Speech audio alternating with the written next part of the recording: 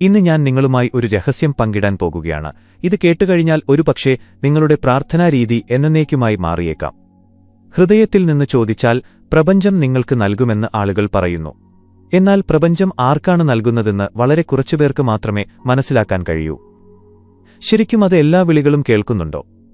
ഹൃദയത്തിന്റെ ആഴങ്ങളിൽ നിന്ന് ഉയരുന്ന ശബ്ദം മാത്രമേ അതിലെത്തുകയുള്ളൂ. ഇന്ന് നിങ്ങൾ ഈ രഹസ്യം മനസ്സിലാക്കിയാൽ പ്രശ്നം ഒരിക്കലും പ്രപഞ്ചത്തിലായിരുന്നില്ല എന്ന് ആദ്യമായി നിങ്ങൾക്ക് അനുഭവപ്പെടും. മറിച്ച് നിങ്ങളുടെ പ്രാർത്ഥന ജനിക്കുന്ന ആ സ്ഥലത്തായിരുന്നു എന്ന്. നിങ്ങളുടെ മുഴുവൻ അസ്തിത്വത്തോടെ നിങ്ങൾ എന്തെങ്കിലും ചോദിക്കുമ്പോൾ ആദ്യം ചോദിക്കുന്നത് ആരാണെന്ന് നോക്കുക.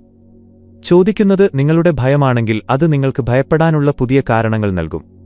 ചോദിക്കുന്നത് നിങ്ങളുടെ അത്യാഗ്രഹമാണെങ്കിൽ നിങ്ങളുടെ കൈകളിൽ എത്ര സമ്പത്ത് വന്നാലും ഉള്ളിലെ ദാരിദ്ര്യം അവസാനിക്കില്ല. ചോദിക്കുന്നത് നിങ്ങളുടെ അഹങ്കാരമാണെങ്കിൽ നിങ്ങൾക്ക് നേട്ടങ്ങൾ ലഭിച്ചേക്കാം. എന്നാൽ അതിനെല്ലാമിടയിലും രാത്രിയുടെ കനത്ത നിശബ്ദതയിൽ നിങ്ങളുടെ സ്വന്തം ആത്മാവിന്റെ ശൂന്യത നിങ്ങൾക്ക് കേൾക്കാനാകും. പക്ഷേ ചോദിക്കുന്നത് നിങ്ങളുടെ ഹൃദയമാണെങ്കിൽ, പ്രാർത്ഥന ഉയരുന്ന ആ സ്ഥലം തികച്ചും ശാന്തമാണെങ്കിൽ, തികച്ചും നിർമ്മലമാണെങ്കിൽ, മഴയ്ക്ക് ശേഷമുള്ള തെളിഞ്ഞ ആകാശം പോലെയാണെങ്കിൽ, അപ്പോൾ പ്രപഞ്ചം ഉത്തരം നൽകുന്നു. അത് വാക്കുകളിൽ ഉത്തരം നൽകുന്നില്ല. അത് ഏതെങ്കിലും ഭാഷയിൽ ഉത്തരം നൽകുന്നില്ല. കാരണം പ്രപഞ്ചത്തിന്റെ ഭാഷ വാക്കുകളുടേതല്ല, ഊർജ്ജത്തിന്റേതാണ്. അത് അത്തരം മാറ്റങ്ങൾ കൊണ്ടുവരുന്നു. നിങ്ങൾ പുറത്തു തേടിയോടിയിരുന്ന കാര്യം നേരത്തെ തന്നെ നിങ്ങളുടെ ഉള്ളിൽ കാത്തിരിക്കുന്നുണ്ടായിരുന്നു എന്ന് പതിയെ പതിയെ നിങ്ങൾക്ക് അനുഭവപ്പെടാൻ തുടങ്ങും. ലോകത്തിലെ ഏറ്റവും വലിയ വിരോധാഭാസം ഇതാണ്. മനുഷ്യൻ പുറത്തന്വേഷിക്കുന്നു, എന്നാൽ പുറത്തന്വേഷിക്കുന്നവൻ ഉള്ളിൽ നഷ്ടപ്പെടുത്തുന്നു. അന്വേഷണത്തിന്റെ ദിശ മാറുന്ന അന്നുതന്നെ ജീവിതത്തിന്റെ രഹസ്യം തുറക്കാൻ തുടങ്ങുന്നു. അതുകൊണ്ട് പ്രപഞ്ചം എന്നെ കേൾക്കുന്നില്ല എന്ന് പറയരുത്. ആദ്യം നിങ്ങളുടെ ശബ്ദം എവിടെ നിന്നാണ് ഉയരുന്നതെന്ന് നോക്കുക. കാരണം അസ്തിത്വം ചെവികൊണ്ടല്ല കേൾക്കുന്നത്. അത് നിങ്ങളുടെ ബോധമനസ്സിന്റെ സ്പന്ദനങ്ങളെയാണ് കേൾക്കുന്നത്. നിങ്ങളുടെ വാക്കുകൾ എന്തുതന്നെ പറഞ്ഞാലും ഉള്ളിൽ ഭയമുണ്ടെങ്കിൽ അതാണ് അവിടെ എത്തുന്നത്. നിങ്ങളുടെ ചുണ്ടുകൾ പുഞ്ചിരിച്ചേക്കാം, പക്ഷേ ഉള്ളിൽ സംശയമുണ്ടെങ്കിൽ തരംഗങ്ങളാണ് പടരുന്നത്. നിങ്ങളുടെ കൈകൾ പ്രാർത്ഥനാമുദ്രയിൽ കൂപ്പിയേക്കാം, പക്ഷേ മനസ്സ് വിലപേശുകയാണെങ്കിൽ ആ വിലപേശലിന്റെ ഗന്ധം മാത്രമേ എത്തുകയുള്ളൂ.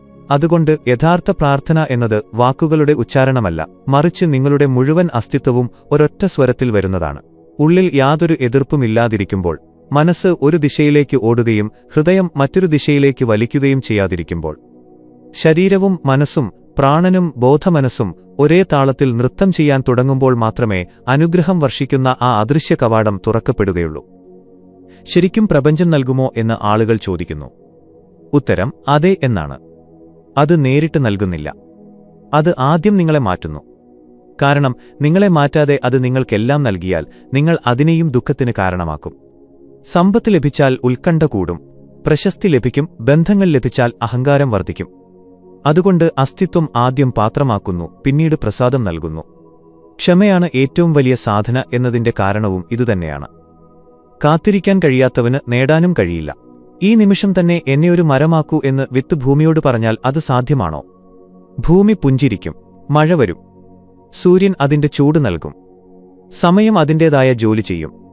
ഒടുവിൽ ഒരു ദിവസം ആ ചെറിയ വിത്ത് വലിയൊരു വടവൃക്ഷമായി മാറും. വിത്ത് അക്ഷമനായി മണ്ണ് തകർത്ത് പുറത്തുവരാൻ തിടുക്കം കാണിച്ചാൽ അതിന് ഒരിക്കലും മരമാകാൻ കഴിയില്ല. മനുഷ്യന്റെ അവസ്ഥയും ഇതുതന്നെയാണ്. അവന് ഫലം വേണം. കാത്തിരിക്കാൻ അവൻ ആഗ്രഹിക്കുന്നില്ല, നേടാൻ അവൻ ആഗ്രഹിക്കുന്നു. പക്ഷേ വേരുകൾ പടർത്താൻ ആഗ്രഹിക്കുന്നില്ല. വേദനയിലൂടെ കടന്നുപോകാനുള്ള ധൈര്യം അവനില്ല. അതുകൊണ്ടാണ് അവന്റെ പ്രാർത്ഥനകൾ അപൂർണമായി തുടരുന്നത്. അസ്തിത്വം ആരെയും ശിക്ഷിക്കുന്നില്ല. അത് പ്രകൃതിയുടെ നിയമങ്ങൾ പാലിക്കുക മാത്രമാണ് ചെയ്യുന്നത്. എവിടെ ക്ഷമയുണ്ടോ അവിടെ വികാസമുണ്ട്, അവിടെ വളർച്ചയുണ്ട്, അവിടെ സാധ്യതയുണ്ട്. ശരിക്കും ഹൃദയത്തിൽ നിന്നാണ് ചോദിക്കേണ്ടത്. ഉള്ളിൽ യാതൊരു ശബ്ദവുമില്ലാത്ത ആ സ്ഥലം കണ്ടെത്തുക. ചിന്തകളുടെ ആൾക്കൂട്ടമില്ലാത്ത ഇടം. അവിടെ വേറൊന്നുമില്ല. മറ്റുള്ളവരുടെ പക്കൽ എന്തൊക്കെയുണ്ടെന്ന ഉത്കണ്ഠ അവിടെയില്ല. കാരണം താരതമ്യത്തിൽ നിന്ന് ജനിക്കുന്ന ആഗ്രഹം ഒരിക്കലും പ്രാർത്ഥനയാകാൻ കഴിയില്ല. അത് മത്സരമായി മാറുന്നു. അത് എപ്പോഴും അശാന്തിക്ക് ജന്മം നൽകുന്നു. ഹൃദയത്തിന്റെ വിളി തികച്ചും വ്യത്യസ്തമാണ്. അതിൽ നിർബന്ധങ്ങളില്ല. അതിൽ വിശ്വാസമുണ്ട്. അതിൽ സംശയമില്ല. അതിൽ സ്വീകാര്യതയുണ്ട്. അതിൽ തിടുക്കമില്ല. അതിൽ കാത്തിരിപ്പിന്റെ സൗന്ദര്യമുണ്ട്. ആ വിളി ഉയരുമ്പോൾ ആകാശം മുഴുവൻ അതിന്റെ പ്രതിധ്വനിയായി മാറിയതുപോലെ തോന്നും.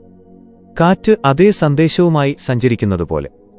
ഓരോ പൂവും, ഓരോ നദിയും, ഓരോ പർവ്വതവും, ഓരോ നക്ഷത്രവും ആ മൗനപ്രാർത്ഥനയുടെ സാക്ഷിയായി മാറിയതുപോലെ തോന്നും.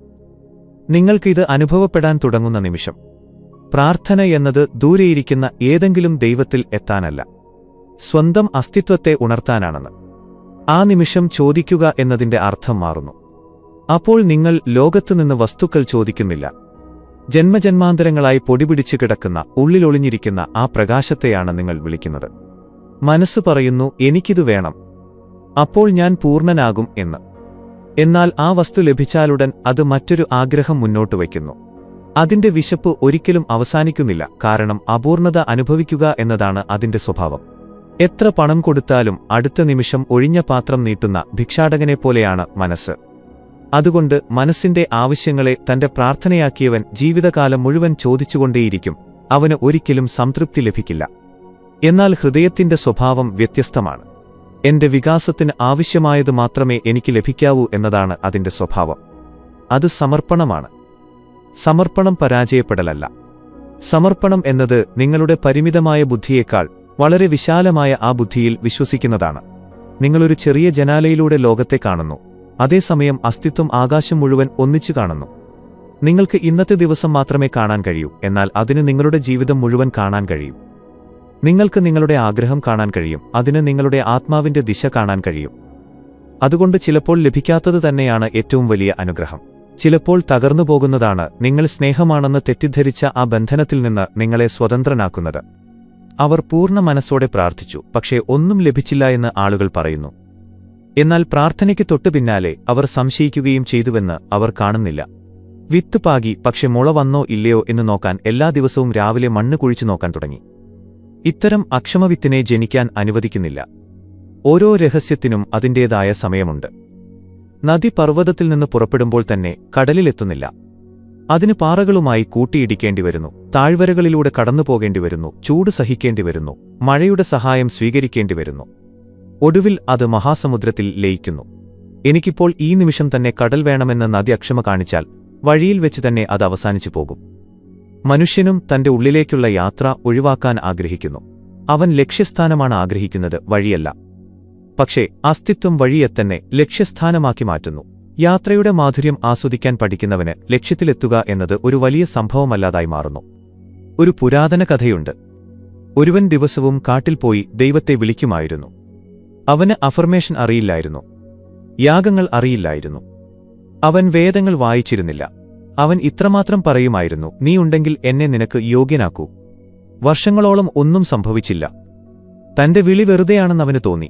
അവന്റെ നോട്ടം ഒരു മരത്തിൽ പതിച്ചു. അത് കാറ്റിൽ വളയുന്നുണ്ടായിരുന്നു, പക്ഷേ അത് ഒടിയുന്നുണ്ടായിരുന്നില്ല. ആ നിമിഷം അവന്റെ ഉള്ളിൽ മൗനമായ ഒരു ഉത്തരം ലഭിച്ചു. മരം ഒരിക്കലും ആകാശത്തോട് കൊടുങ്കാറ്റ് അയക്കരുതെന്ന് പറഞ്ഞിട്ടില്ല. അത് തന്റെ വേരുകളെ കൂടുതൽ ആഴത്തിലാക്കുക മാത്രമാണ് ചെയ്തത്. പ്രാർത്ഥനയുടെ ലക്ഷ്യം സാഹചര്യങ്ങളെ മാറ്റുകയല്ല, മറിച്ച് യാതൊരു സാഹചര്യത്തിനും നിങ്ങളെ തകർക്കാൻ കഴിയാത്ത വിധം സ്വയം ആഴമുള്ളവരാകുക എന്നതാണ് എന്ന് അവൻ മനസ്സിലാക്കി. അന്നുമുതൽ അവന്റെ ആവശ്യങ്ങൾ മാറി. അവൻ സുഖം ചോദിച്ചില്ല, അവൻ കഴിവ് ചോദിച്ചു. അവൻ വിജയം ചോദിച്ചില്ല, അവൻ അവബോധം ചോദിച്ചു. അവൻ മറ്റുള്ളവരുടെ മേൽ വിജയം ചോദിച്ചില്ല, അവൻ തന്റെ അജ്ഞാനത്തിന്മേൽ വിജയം ചോദിച്ചു. അന്നുമുതൽ അവന്റെ ജീവിതത്തിൽ വാക്കുകളിൽ ഒതുക്കാൻ കഴിയാത്ത അത്തരം മാറ്റങ്ങൾ ഉണ്ടാകാൻ തുടങ്ങി എന്ന് പറയപ്പെടുന്നു. നിങ്ങൾ ഹൃദയത്തിൽ നിന്ന് ചോദിക്കുമ്പോൾ നിങ്ങളുടെ കണ്ണുകളിൽ പരാതി ഉണ്ടാകില്ല. പകരം അവിടെ കൃതജ്ഞത ജനിക്കാൻ തുടങ്ങുന്നു. അനുഗ്രഹം കടന്നുവരുന്ന കവാടമാണ് കൃതജ്ഞത. തനിക്ക് ലഭിച്ചതെല്ലാം തന്റെ യോഗ്യതയേക്കാൾ എത്രയോ കൂടുതലാണെന്ന് ഓരോ നിമിഷവും അനുഭവിക്കുന്ന വ്യക്തി. അവന്റെ ഉള്ളിൽ ആർക്കും കാണാൻ കഴിയാത്ത ഒരു സുഗന്ധം പടരുന്നു. പക്ഷേ മുഴുവൻ അസ്തിത്വവും അതിനെ തിരിച്ചറിയുന്നു. ഒരു പൂവ് അതിന്റെ സുഗന്ധം കാറ്റിലെത്തിക്കാൻ ശ്രമിക്കാത്തതുപോലെ, എന്നിട്ടും കാറ്റ് സ്വയം അത് ഏറ്റുവാങ്ങി ദൂരെ ദൂരെ കൊണ്ടുപോകുന്നു. അതുപോലെ നന്ദിയുള്ള ഹൃദയത്തിന് അതിന്റെ പ്രാർത്ഥനയെത്തിക്കേണ്ടതില്ല. അതിന്റെ മൗനം തന്നെ അതിന്റെ പ്രാർത്ഥനയായി മാറുന്നു. ഓർക്കുക, പ്രപഞ്ചം ഒരിക്കലും വാക്കുകളിൽ വീഴുന്നില്ല. വലിയ വാക്യങ്ങളുടെ ആവശ്യമില്ല. അതിന് നിങ്ങളുടെ ആത്മാർത്ഥത മാത്രമേ ആവശ്യമുള്ളൂ. നിങ്ങളുടെ കണ്ണുകളിൽ കണ്ണുനീറുണ്ടെങ്കിൽ അത് മറച്ചുവെക്കരുത്. ഉള്ളിൽ സ്നേഹമുണ്ടെങ്കിൽ അത് തടയരുത്. ഉള്ളിൽ ഭയമുണ്ടെങ്കിൽ അതും സത്യസന്ധമായി കാണുക. കാരണം സ്വന്തം ഉള്ളിലെ സത്യത്തിൽ നിന്ന് ഒളിച്ചോടുന്നവന് ഒരിക്കലും സത്യത്തിന്റെ കവാടത്തിലെത്താൻ കഴിയില്ല. അഭിനയം അവസാനിക്കുന്നിടത്തുനിന്നാണ് ഉണർവ് ആരംഭിക്കുന്നത്. നിങ്ങൾ നിങ്ങളോട് തന്നെ കള്ളം പറയുന്നത് അവസാനിപ്പിച്ച ദിവസം നിങ്ങളുടെ പ്രാർത്ഥന ആദ്യമായി ജീവനുള്ളതായി മാറി. പ്രാർത്ഥന ജീവനുള്ളതായി മാറുമ്പോൾ പ്രപഞ്ചം ഉത്തരം നൽകാൻ ഒരിക്കലും വൈകുന്നില്ല. കാരണം അപ്പോൾ ഉത്തരം പുറത്തുനിന്ന് വരുന്നില്ല, അത് ഉള്ളിൽ നിന്ന് വിരിയുകയാണ് ചെയ്യുന്നത്. സൂര്യോദയം എവിടെയോ പുറത്ത് സംഭവിക്കാത്തതുപോലെ കേവലം ഇരുട്ട് മാറുകയും പ്രകാശം പ്രത്യക്ഷപ്പെടുകയും ചെയ്യുന്നു. അതുപോലെ അനുഗ്രഹവും എവിടെ നിന്നും വരുന്നില്ല, അത് എപ്പോഴും അവിടെ തന്നെയുണ്ട്. അത് നിങ്ങളുടെ അടഞ്ഞ വാതിൽ തുറക്കാൻ കാത്തിരിക്കുക മാത്രമാണ് ചെയ്യുന്നത്. പ്രപഞ്ചം നൽകുന്നതിനു മുമ്പ് പരിശോധിക്കുന്നില്ല, മറിച്ച് നിങ്ങൾ ഓരോ നിമിഷവും ലോകത്തേക്കയക്കുന്ന തരംഗങ്ങളുടെ അതേ ദിശയിലേക്ക് അത് നിങ്ങളെ നയിക്കുന്നു എന്ന ഈ രഹസ്യം വളരെ കുറച്ചുപേർക്ക് മാത്രമേ മനസ്സിലാക്കാൻ കഴിയൂ. അതുകൊണ്ട് നിങ്ങൾക്ക് എന്ത് ലഭിച്ചുവെന്ന് ചോദിക്കരുത്. ഓരോ ദിവസവും നിങ്ങൾ എന്തായി മാറുന്നുവെന്ന് നോക്കുക. ഉള്ളിൽ നിന്ന് ഭയമായി മാറിക്കൊണ്ടിരിക്കുന്ന ഒരു വ്യക്തിയുടെ ജീവിതത്തിലേക്ക് ഭയത്തെ കൂടുതൽ ആഴത്തിലാക്കുന്ന അത്തരം സംഭവങ്ങൾ ആകർഷിക്കപ്പെടും. ഉള്ളിൽ നിന്ന് സ്നേഹമായി മാറിക്കൊണ്ടിരിക്കുന്നവന്റെ ചുറ്റും സ്നേഹവും വികാസവും അനുഭവിക്കാൻ കഴിയുന്ന ഇത്തരം അവസരങ്ങൾ പ്രത്യക്ഷപ്പെടും. അസ്തിത്വം ആരോടും പക്ഷപാതം കാണിക്കുന്നില്ല. സൂര്യനുദിക്കുമ്പോൾ ആരാണ് പുണ്യവാൻ ആരാണ് പാപി എന്ന് നോക്കുന്നില്ല. മഴ പെയ്യുമ്പോൾ അത് വയലുകളുടെ പേര് വായിക്കുന്നില്ല. കാറ്റ് വീശുമ്പോൾ അത് ആരുടെയും ജാതിയോ മതമോ പദവിയോ ചോദിക്കുന്നില്ല. പ്രകൃതിയുടെ ഓരോ നിയമവും തുല്യമായി പ്രവർത്തിക്കുന്നു. അതുകൊണ്ട് ജീവിതത്തിൽ ഒരേ വേദന വീണ്ടും വീണ്ടും തിരിച്ചുവരികയാണെങ്കിൽ സാഹചര്യങ്ങളെ കുറ്റപ്പെടുത്തരുത്. പഴയ അതേ ബോധമനസ്സ് തന്നെയാണോ ഓരോ തവണയും പുതിയ രൂപം പൂണ്ട് നിങ്ങളുടെ മുന്നിൽ വരുന്നതെന്ന് ഒരിക്കൽ നിങ്ങളുടെ ഉള്ളിലേക്കും ഇറങ്ങി നോക്കുക. ലോകം പലപ്പോഴും ഒരു കണ്ണാടിയായി പ്രവർത്തിക്കുന്നു. നിങ്ങൾ എന്താണോ അതുതന്നെ ഏതെങ്കിലും രൂപത്തിൽ നിങ്ങൾക്ക് തിരികെ കാണാൻ കഴിയും. അശാന്തിയുണ്ടെങ്കിൽ പുറത്തെ ശബ്ദം അസഹനീയമായി തോന്നും. ഉള്ളിൽ മൗനമുണ്ടെങ്കിൽ വലിയ ശബ്ദങ്ങൾക്കിടയിലും നിങ്ങൾക്ക് അദൃശ്യമായ ഒരു സമാധാനം അനുഭവപ്പെടും.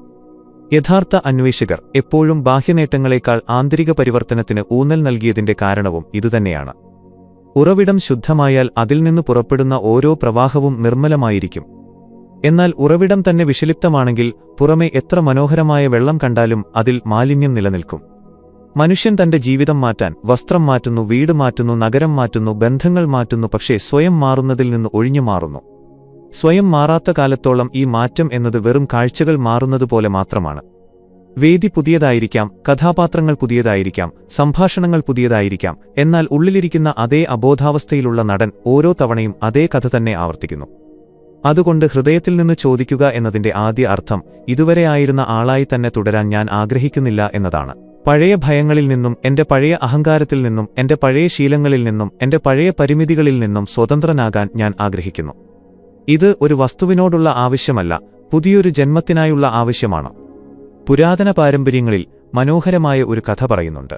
ജീവിതത്തിന്റെ അന്തിമ സത്യം അറിയാൻ കഴിയുന്ന ഒരു അറിവ് ഒരു മഹർഷിയുടെ പക്കലുണ്ടെന്ന് ഒരു രാജാവ് കേട്ടു. വെള്ളിയും രത്നങ്ങളും എണ്ണമറ്റ സമ്മാനങ്ങളുമായി അവൻ അവിടെ എത്തി. ലോകത്തിലെ ഏതു വസ്തുവും വില കൊടുത്തു വാങ്ങാം എന്നതുപോലെ സത്യവും വാങ്ങാമെന്ന് അവൻ കരുതി. മഹർഷി പറഞ്ഞു, നീ കൊണ്ടുവന്നതെല്ലാം പുറത്തുവെക്കൂ. രാജാവ് എല്ലാം പുറത്തുവെച്ചു. മഹർഷി വീണ്ടും പറഞ്ഞു, ഉള്ളിൽ കൊണ്ടുവന്നതും പുറത്തുവെക്കൂ. രാജാവ് അത്ഭുതപ്പെട്ടു. അവൻ പറഞ്ഞു, എന്റെ കൈകൾ ശൂന്യമാണ്. മഹർഷി പറഞ്ഞു, അല്ല, നീ നിന്റെ പദവിയും അഹങ്കാരവും അറിവും വിജയങ്ങളും നിന്റെ ഞാൻ എന്ന ഭാവവും കൊണ്ടുവന്നിട്ടുണ്ട്. ഇത് ഉള്ളിലിരിക്കുന്ന കാലത്തോളം സത്യം നിന്റെ അടുത്തായിരുന്നിട്ടും നിന്നിൽ നിന്ന് അകലെയായിരിക്കും. അന്ന് രാജാവ് ഏറെ നേരം മൗനമായിരുന്നുവെന്ന് പറയുന്നു. ഏറ്റവും വലിയ ഭാരം കൈകളിലുള്ളതല്ല, മറിച്ച് തന്റെ വ്യക്തിത്വമായി കരുതി താൻ ചുമക്കുന്നതാണെന്ന് അവന് ആദ്യമായി അനുഭവപ്പെട്ടു. അന്ന് അവന്റെ പ്രാർത്ഥന മാറി. അവൻ രാജ്യത്തിന്റെ ഐശ്വര്യം ചോദിച്ചില്ല, ഭാരം കുറയാനുള്ള ശക്തി അവൻ ചോദിച്ചു. അവന്റെ ഞാൻ എന്ന ഭാവം കുറഞ്ഞു വന്നപ്പോൾ ഒരു ബാഹ്യനേട്ടത്തിനും നൽകാൻ കഴിയാത്ത അത്ര വലിയ സമാധാനം അവന്റെ ഉള്ളിൽ വന്നു നിറഞ്ഞു. അതുകൊണ്ട് ഹൃദയത്തിൽ നിന്ന് ചോദിച്ചാൽ പ്രപഞ്ചം നൽകും എന്ന് നിങ്ങൾ പറയുമ്പോൾ പ്രപഞ്ചം നിങ്ങളുടെ എല്ലാ ആഗ്രഹങ്ങളും നിറവേറ്റും എന്നല്ല ഇതിനർത്ഥം. നിങ്ങളുടെ ഹൃദയം ശരിക്കും ഉണർന്നാൽ നിങ്ങളുടെ ബോധമനസ്സിനെ ഉയർത്താൻ കഴിയുന്ന കാര്യങ്ങൾ അത് നൽകുമെന്നാണ് ഇതിനർത്ഥം. ചിലപ്പോൾ അത് നിങ്ങൾക്ക് വിജയം നൽകും, ചിലപ്പോൾ പരാജയം, ചിലപ്പോൾ ഒത്തുചേരലുകൾ നൽകും, ചിലപ്പോൾ വേർപാട്, സന്തോഷം നൽകും, ചിലപ്പോൾ ശൂന്യതയും. കാരണം ഇവ രണ്ടും ആവശ്യമാണ്. രാത്രിയില്ലാതെ പകൽ അപൂർണമാണ്. രാത്രിയില്ലാതെ പകലിന്റെ സൗന്ദര്യം മനസ്സിലാക്കാനും കഴിയില്ല. സുഖം മാത്രം ആഗ്രഹിച്ചവൻ ജീവിതത്തിന്റെ പകുതി മാത്രമാണ് സ്വീകരിച്ചത്. ദുഃഖത്തെയും ഒരു ഗുരുവിനെപ്പോലെ സ്വീകരിച്ചവന് മുഴുവൻ അസ്തിത്വവും ഒരു തുറന്ന പുസ്തകമായി മാറി. അവസാനമായി ഒരു കാര്യം മാത്രം ഓർക്കുക. പ്രപഞ്ചം ഇന്നുവരെ നിങ്ങളുടെ പ്രാർത്ഥനകൾക്ക് ഉത്തരം നൽകിയിട്ടില്ലെങ്കിൽ ഒന്ന് നിന്ന് നിങ്ങളുടെ ജീവിതത്തിലേക്ക് തിരിഞ്ഞു നോക്കുക. നിങ്ങൾ പരാജയമായി കണ്ട സംഭവങ്ങൾ തന്നെയാണ് ഏറ്റവും വലിയ പ്രാർത്ഥനകൾക്ക് അർഹനായ വ്യക്തിയായി നിങ്ങളെ മാറ്റിക്കൊണ്ടിരുന്നത്. കാരണം അസ്തിത്വം ഒരിക്കലും നൽകുക മാത്രമല്ല ചെയ്യുന്നത്, അത് ആദ്യം പാകപ്പെടുത്തുന്നു. കാത്തിരിപ്പിന്റെ സമയമാണ് ഏറ്റവും വലിയ അനുഗ്രഹം. അത് നിങ്ങൾക്കെതിരല്ല, മറിച്ച് നിങ്ങൾക്ക് വേണ്ടിയാണ് പ്രവർത്തിക്കുന്നത് എന്ന് നിങ്ങൾ മനസ്സിലാക്കുമ്പോൾ നിങ്ങളുടെ പരാതികൾ അവസാനിക്കാൻ തുടങ്ങും. പിന്നീട് ഓരോ അനുഭവത്തിലും നിങ്ങൾ ഒരു അടയാളം കാണും, ഓരോ കാത്തിരിപ്പിലും ഒരു പാഠം, ഓരോ തകർച്ചയിലും ഒരു പുതിയ ജനനം, ഓരോ മൗനത്തിലും വാക്കുകളാൽ പ്രകടിപ്പിക്കാൻ കഴിയാത്ത ഒരു സാന്നിധ്യം. പതിയെ പതിയെ നിങ്ങളുടെ പ്രാർത്ഥനകളും മാറും. ഞാൻ ആഗ്രഹിക്കുന്നത് നൽകൂ എന്ന് പറയുന്നത് നിങ്ങൾ അവസാനിപ്പിക്കും. എന്റെ ഉണർവിന് ആവശ്യമായത് എന്താണോ അതെനിക്ക് നൽകൂ എന്ന് ഉള്ളിൽ നിന്ന് പുതിയൊരു വിളി ഉയരും. എന്റെ യഥാർത്ഥ രൂപത്തിലേക്ക് എന്നെ നയിക്കുന്ന വഴി കാണിച്ചു തരൂ. ഭയം വിശ്വാസമായി മാറുന്ന നിമിഷമാണത്. അക്ഷമ ക്ഷമയായി മാറുന്നു. ആവശ്യങ്ങൾ കൃതജ്ഞതയായി മാറുന്നു. ഏതെങ്കിലും ആഗ്രഹം നിറവേറുന്നതല്ല ഏറ്റവും വലിയ അത്ഭുതം, മറിച്ച് ഏത് സാഹചര്യത്തിലും ശാന്തമായി തുടരാൻ കഴിയുന്ന ആ ബോധമനസ്സിന്റെ ജനനമാണെന്ന് അപ്പോൾ നിങ്ങൾക്ക് മനസ്സിലാകും. അതുകൊണ്ട് ഇന്നു മുതൽ പ്രപഞ്ചത്തിൽ നിന്ന് എന്തെങ്കിലും ചോദിക്കുന്നതിനു മുമ്പ് നിങ്ങളുടെ ഉള്ളിലേക്ക് ഇറങ്ങുക. നിങ്ങളുടെ വിളി ഉയരുന്നത് ഭയത്തിൽ നിന്നാണോ അതോ സ്നേഹത്തിൽ നിന്നാണോ എന്നും അഹങ്കാരത്തിൽ നിന്നാണോ അതോ സമർപ്പണത്തിൽ നിന്നാണോ എന്നും നോക്കുക. കാരണം അസ്തിത്വം നിങ്ങളുടെ വാക്കുകൾക്കല്ല, ഹൃദയത്തിനാണ് ഉത്തരം നൽകുന്നത്. ഒരുപക്ഷേ ഇതായിരിക്കാം ജീവിതത്തിന്റെ ഏറ്റവും ആഴത്തിലുള്ള രഹസ്യം. ഹൃദയം പൂർണ്ണമായും നിർമ്മലമാകുമ്പോൾ പ്രാർത്ഥിക്കേണ്ടതില്ല. നിങ്ങളുടെ മൗനം തന്നെ പ്രാർത്ഥനയായി മാറുന്നു. നിങ്ങളുടെ ജീവിതം തന്നെ ഒരു ധ്യാനമായി മാറുന്നു. കൂടാതെ ഇത്രയും വർഷമായി നിങ്ങൾ പുറത്ത് അന്വേഷിച്ചിരുന്ന ആ അനന്തമായ സത്യത്തിന്റെ സാക്ഷിയായി നിങ്ങളുടെ അസ്തിത്വം മാറുന്നു. യഥാർത്ഥത്തിൽ പുതിയതായി ഒന്നും ലഭിച്ചില്ല എന്ന് അപ്പോൾ ആദ്യമായി നിങ്ങൾക്ക് അനുഭവപ്പെടും. മറിച്ച് നൂറ്റാണ്ടുകളായി നിങ്ങളുടെ ഉള്ളിൽ ഒളിഞ്ഞുകിടന്നിരുന്ന കാര്യങ്ങൾ പുറത്തുവരിക മാത്രമാണ് ചെയ്തത്. സ്വന്തം യഥാർത്ഥ രൂപത്തെ തിരിച്ചറിയുന്നവന് ലോകത്തിലെ ഏറ്റവും വലിയ നിധി ലഭിക്കുന്നു. ആർക്കും തട്ടിയെടുക്കാൻ കഴിയാത്ത ഒരു മൗനം, ഒരിക്കലും തകരാത്ത ഒരു വിശ്വാസം, സാഹചര്യങ്ങളെ ആശ്രയിക്കാത്ത ഒരു സമാധാനം. ഇതാണ് പ്രപഞ്ചത്തിന്റെ ഏറ്റവും വലിയ സമ്മാനം. ഒരുപക്ഷേ ഇതാണ് നിങ്ങളുടെ ഏറ്റവും യഥാർത്ഥ പ്രാർത്ഥനയ്ക്കുള്ള ഉത്തരവും.